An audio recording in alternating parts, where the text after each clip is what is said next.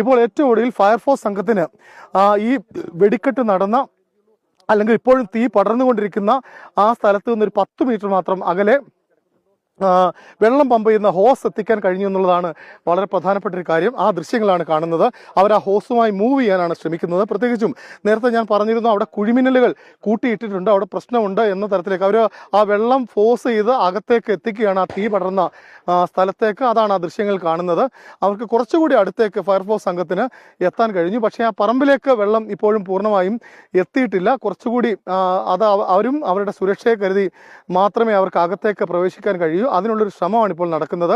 അവിടെ ഒരു ബിൽഡിങ്ങിന് ഈ പടക്കപ്പുരയ്ക്ക് ഇപ്പോഴും തീ പടർന്നുകൊണ്ടിരിക്കുകയാണ്. അത് അപകടകരമായ രീതിയിലാണ്. അവിടേക്കാണ് അവർ വെള്ളം പമ്പ് ചെയ്ത് എത്തിക്കാനുള്ളൊരു ശ്രമം നടത്തിയിരിക്കുന്നത്.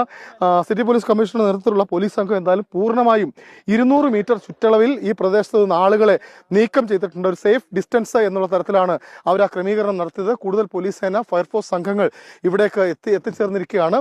എന്തായാലും തിരുവമ്പാടിയുടെ വെടിക്കെട്ട് സാമഗ്രികൾ സൂക്ഷിച്ചിരുന്ന, ഇപ്പോൾ നമ്മൾ മനസ്സിലാക്കുന്നതനുസരിച്ചിട്ട് 3 പ്രധാനപ്പെട്ട വെടിക്കെട്ടുകൾക്ക്, സാമ്പിൾ വെടിക്കെട്ടിന്, ഒപ്പം തന്നെ പ്രധാന വെടിക്കെട്ടിന്, പകൽപൂരത്തിന്, ഇതിനൊക്കെയുള്ള വെടിക്കെട്ട് സാമഗ്രികൾ പൂർണ്ണമായും ഇവിടെ തന്നെ ഉണ്ടായിരുന്നിരിക്കണം. സ്വാഭാവികമായും അത് തന്നെയാണ് ആശങ്ക ഉണ്ടായിക്കൊണ്ടിരിക്കുന്നത്. ഇപ്പോഴും ഒറ്റയ്ക്കും തെറ്റയ്ക്കും കുഴിമിന്നലുകൾ പൊട്ടിക്കൊണ്ടിരിക്കുന്നു എന്നുള്ളതാണ് അതിൻ്റെ ഒരു അപകടത്തിൻ്റെ വ്യാപ്തി വർദ്ധിക്കുകയും ചെയ്യുന്നത്. ഫയർഫോഴ്സ് സംഘം കുറെ കൂടി ക്ലോസ് ആയി അകത്തേക്ക് ആ തീ അണയ്ക്കുന്ന ഭാഗത്തേക്ക് വന്നുകൊണ്ടിരിക്കുകയാണ്. നമുക്കതാണ് ആ ദൃശ്യങ്ങളിൽ കാണുന്നത്. സ്വാഭാവികമായും വളരെ അകത്തേക്ക് തന്നെ വന്ന് ആ തീ പൂർണ്ണമായും അണച്ചെങ്കിൽ മാത്രമേ ആശങ്ക ഒഴിയുകയുള്ളൂ. അതുവരെ ആ അകത്തേക്ക് പ്രവേശിച്ച് എത്ര വലിയ അപകടമാണ് തുടങ്ങിയ കാര്യങ്ങളൊന്നും നമുക്ക്